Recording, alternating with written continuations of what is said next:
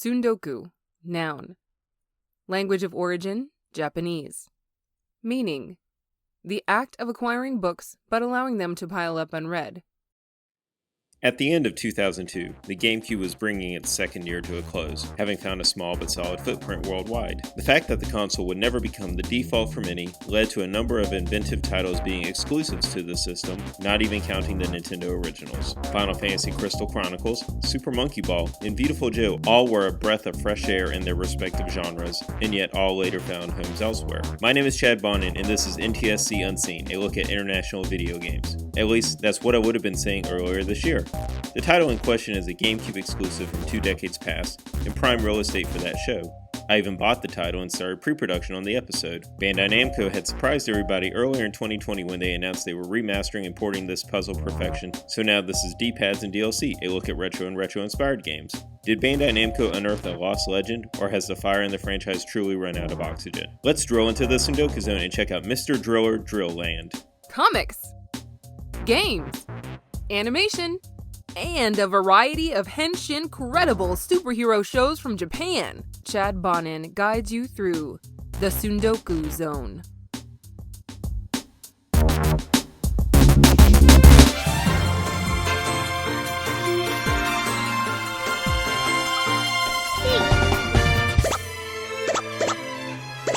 Ja, お前知ってるのか? だから知らないから聞いてるんじゃねえか。ほっ。よーし。よっしゃ。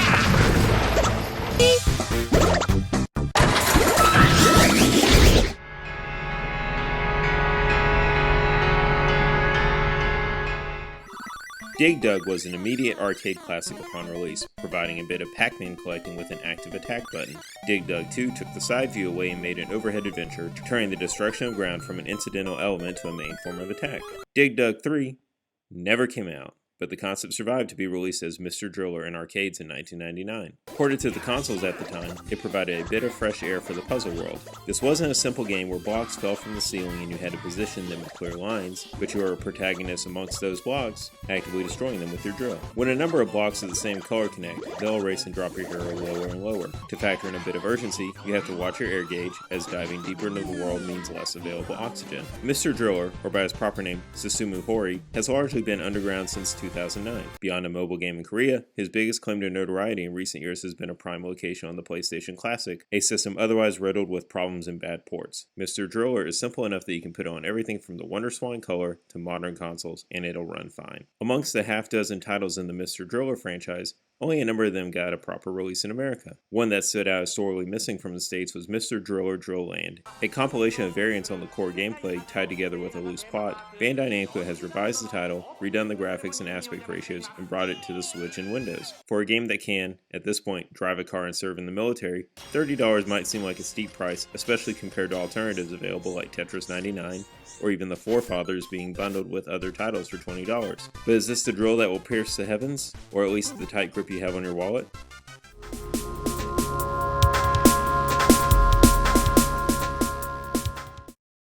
There's a lot to do in Drill Land, so let's run down the theme park's attractions. World Drill Tour, the standard Mr. Driller gameplay, your choice of character drills as deep as they can into the world. Like the It's a Small World ride, the theme changes to that of a different country every 100 meters. Horror Night House, Ataru goes on a ghost-busting adventure, where the main gameplay variant is that you need to collect holy water power-ups and inject them into bricks that ghosts are actively possessing. Drendy Adventure, the original Dig Dug himself, Taizo puts on his best Indiana Jones adventure and traverses the caverns in search of golden idols. In this mode, you have to face off against boulders, spikes, traps, and the like to survive. To compensate, you're not chasing health or oxygen in this mode. Star Driller. Set in space, Susumu must keep drilling like the original game, but Mario-style question blocks will trigger special effects. These attacks will either help or hinder your progress, but you never know what you're going to get. The Hull of Druaga. An homage to the Tower of Druaga, Anna goes on an action adventure collecting power-ups, mana, and keys, facing off against the cutest dragons you've ever had to slay, and eventually defeating the titular Druaga. Each use usage of your drill drains a hit point, so this mode is more about inventory and turn management than a straight race to the bottom.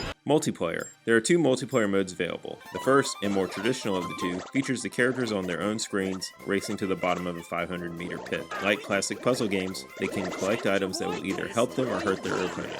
The second places them on the same screen in a mad dash to find a certain token. While you would think you're just blindly drilling, the controller will vibrate to tell you that you're close.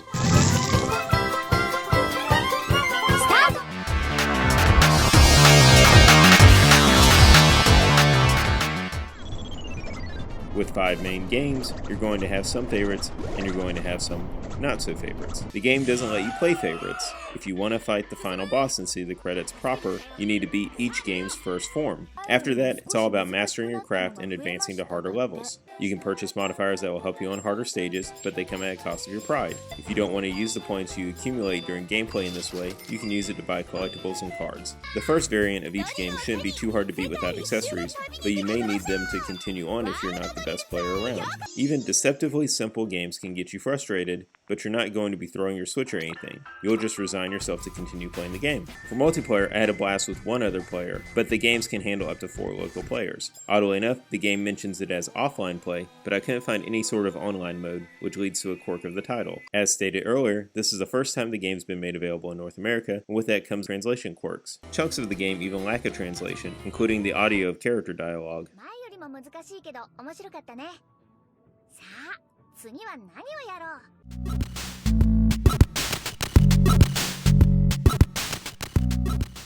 Drill Lane may be a bit too much to stomach, effectively being a remaster of a game from 2 decades past, sold at a relatively $30 premium price point and as a download only. Part of me would have rather seen a brand new adventure made from the ground up for the console, even if it was more limited in gameplay. A $15 Mr. Driller for Switch would be an easier pill to swallow than a $30 collection of games that you're likely only going to find the 1 or 2 modes you really get into. For me, that's the whole of Druaga and World Tour, with Drindy Adventure being tossed in for variety every once in a while. Horror Night House and Star Driller didn't do much to break things up for me. It's appreciated that we got this release at all, as Mr. Driller is one of those games that screams to be on any Puzzle Fanatic Switch, but this is day-old pizza. I'm never going to turn down day-old pizza, but it's not like getting a fresh slice. That's it for the Tsundoku Zone, but the stack never ends. We just keep drilling down into it.